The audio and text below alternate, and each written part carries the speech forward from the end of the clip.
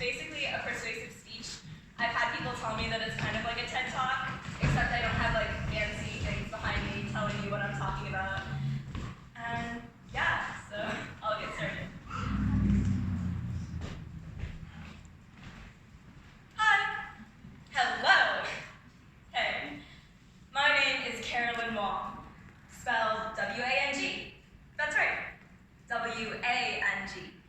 Now, I know what you're thinking, but Carolyn, doesn't that spell Wayne?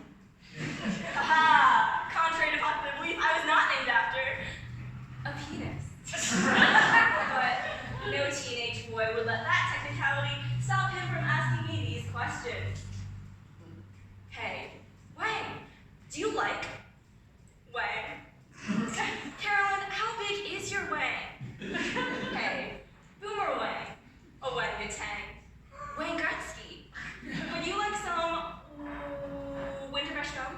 Just kidding, Wayne. Jokes aside, the truth is, in America today, the practice of mispronouncing ethnic names is all too common. Author Ijeoma Alogu often has her name wildly misspelled in order to discredit her work. Senator Joe Wynn was told by his fellow senators that he should change his last name to Begayan because the pronunciation Wynn didn't make sense. Comedian Hassan Minhaj recently corrected the world on Ellen and told us that we've been pronouncing his name incorrectly for the past 8 years. To protect their kids from these experiences, many parents give them more anglicized names. However, families are losing parts of their history in the process. So first, let's spell things out to try and find the importance of a name. Next, we'll crack some lame jokes to look at the huge implications of the name. Before finally, choosing the wrong name over the wrong one, as we learn to accept and respect each other. Because in the land of the free, no one should feel like their identity is unwelcome. So why are names important? Well, they literally identify who we are. Psychologist David Figlio of Northwestern University found that people treat each other differently because of their names. And it's this difference in treatment that molds our personalities. Think about every time you've met a new person. Let's say, a Karen. In that moment, you judge this new Karen based on every other Karen you've ever met. Complaining to the manager at Whole Foods, making the PTA meeting go overtime, or gushing about her new attempt at the paleo diet. Rawr. But what does this mean if your name isn't Karen? If it's Letitia, Hanjin, or Aditya?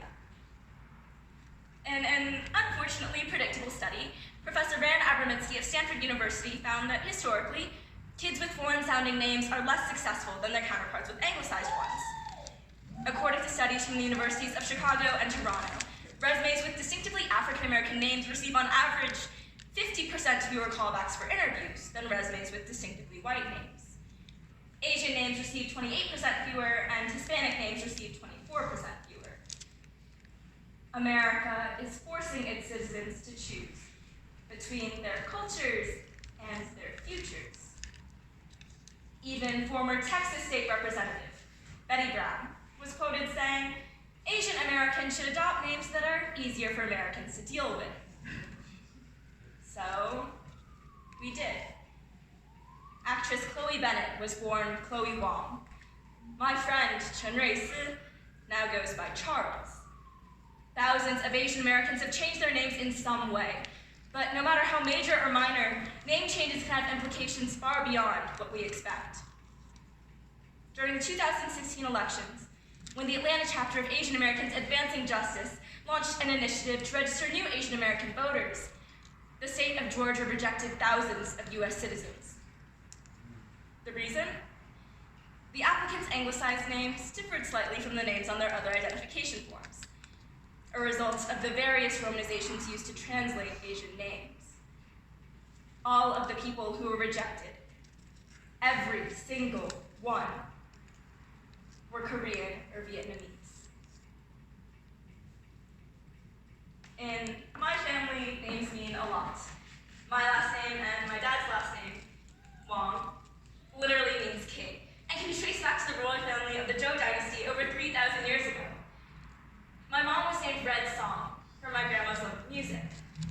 My dad was named James Treasure because he was the first son in his family, and my sister was named Yue, meaning happiness.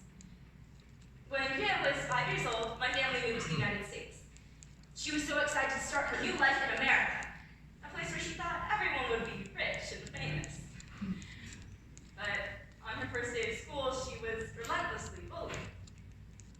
Other kids would say, "You? What kind of name is you?" Her last name, Boo, certainly didn't help the situation. My sister was greeted every day by "Boo you, boo you." For a child, new to that school and new to this country, it was devastating. After only 2 weeks in the United States, Yue changed her name, and happiness became Michelle. When I was born 3 years later, my parents wanted to protect me. A Chinese name wasn't an option. Something as simple as a name can turn you into a target overnight. Being other in America right now is terrifying. Black churches burnt down in Louisiana. An 11-year-old boy deported without his parents. Targeted violence against different races, against women, against LGBTQ Americans. And a government more divided than ever. When people of color are given more anglicized names to fit in and feel safe, we are essentially silenced at birth. By eliminating the voices of minorities from the conversation, we're ignoring the solutions they could bring forward. We can't solve for violence against people whose faces we can't see, stories we can't hear, and names we can't even say. Names are a small part of the crazy, complicated picture that is race dynamics in the United States. But I believe that confronting this issue is a step in the right direction. It is only when we recognize that respect for others starts with a name that we can begin to effect positive change. One of my judges earlier this year, Karen, asked me why she, as a white person, should care. Well, if you're asking that question, you're part of the problem. The systemic otherization that exists in our society is not something that can be solved by minorities alone. It requires, on your part, a willingness to listen, a recognition of your circumstances, and, above all, action. I am only 17, but you're an adult. You have the power to vote, to restore the voices of minorities, to see the discrimination around you, to hear my story, and say my name as a friend and as an advocate. But, Karen, you should also care because you're human. You're American. And America needs empathy, now more than ever. Now, yes, systemic racism is a pretty big problem, but saying the wrong name is an easy one to fix. For those of you who struggle to pronounce your friends' names, keep trying and don't be afraid of sounding dumb. Everyone sounds dumb sometimes, but you'll sound smarter if you're not shouting way across the hall. For those of you with these constantly mispronounced names, don't give up on yourselves. I've met so many people who stop correcting their friends or classmates because it's too much of a hassle or not worth it. Look, as actress Ozamika Aduba said, if people can learn to pronounce names like Fyodor Dostoevsky, Zach Galifianakis, or Daenerys Targaryen, then they can learn to pronounce your name correctly too. Learning someone's name is the first step in building a relationship. It's a simple way to tear down some of the walls that have been built between us. I'll start. My name is Carolyn Wong. My parents and sister were born in China, and I was born in Loma Linda, California. I'm currently a proud resident of Albuquerque, New Mexico. I'm descended from kings, and so are over 138,303,000 other people. But most importantly, I'm American. I believe that I can change the world with my voice, and I hope that you will join me.